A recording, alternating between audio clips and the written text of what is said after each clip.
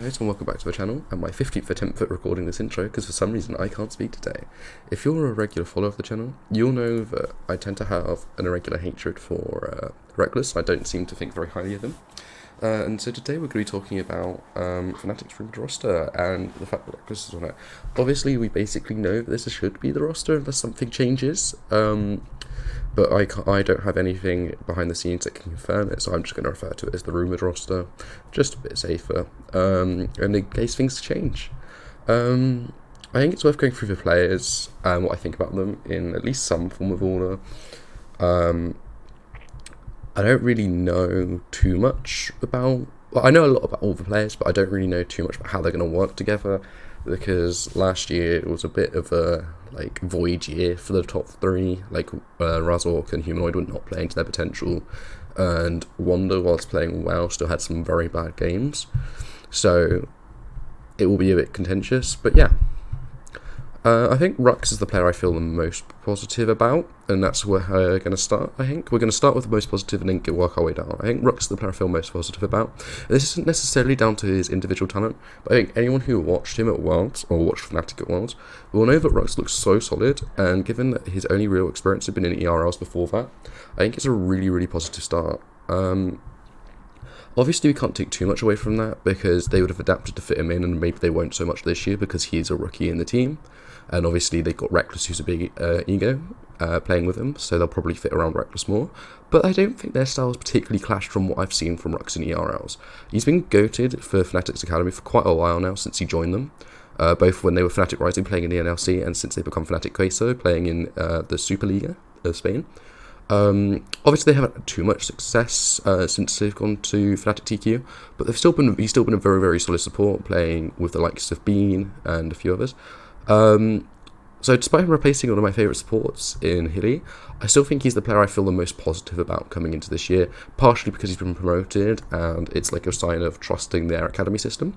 So yeah, which is the complete opposite of G2, which is why I think it's very fitting that we've got G2, SK and BDS on the same screen, because Fnatic feel like quite the odd one out in this. Despite me, let's go on to the second player I feel most positive about. And I think, despite me not being the biggest fan of Rekkles, honestly, I think I'm probably one of the biggest haters out of people who try to be fairly neutral. There is not too much for me to say about him. We all know that he's a top player, and although K-Corp didn't look too good in the LFL this year, I think he's still a very, very solid player. When I say K-Corp didn't look too good, I mean the summer split. They were mid-table LFL, maybe bottom of mid-table LFL. They were somewhere around there. I didn't watch too much LFL this split. I watched enough though, enough to tell that he was a good player. And he looked a bit more willing to adapt this year, which I think is a very, very positive thing for him to take away. But obviously, I don't really know what's happening behind the scenes, and I wouldn't be remotely surprised if he refuses to adapt at all to his team, and there ends up being a bit of friction, or maybe it just makes Rux look like shit. But we'll see.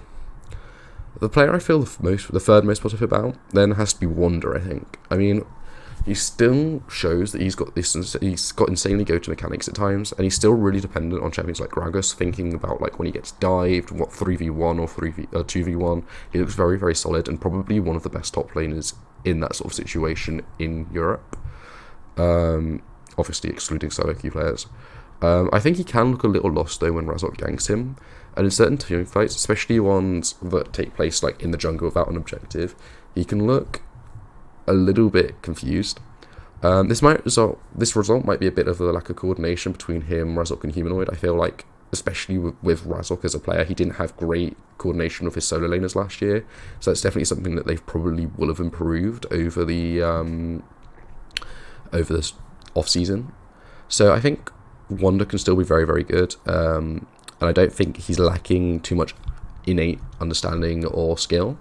So I think he'll be a very, very solid player for Europe, and I think he'll be a solid player for Fnatic. So that's something. He's still something I'm positive about. Razork is the next player I feel the next most positive about. I feel like I'm still feeling positive about a player like Razork, despite his lack of synergy with Wonder and Humanoid last year, and how he didn't look that solid last year. I feel like he should play at a higher standard this year. There's not really a solid reason for that, but I think he might have a bit more experience with his two solo laners, and as a result, his ganks and plays in the jungle might look a bit more coordinated, making it easier to play just overall at a higher level, because he's not having to make up for the fact that he can't gank his teammates, because it just doesn't look very good when he does. Humanoid, I don't feel remotely confident about. He's the only player on this Fnatic roster that I would like want to switch actively, and that's despite me not being a big Rekkles fan. And one of the reasons for this is because he was not good last year, and when his team was like under pressure, he would switch to a champion like TF, who just didn't seem to work in any way. Like, he was a comfort champ, but he couldn't get it to work, which I just think is a bit weird, and I don't think that's what I'd want to see in my team, personally.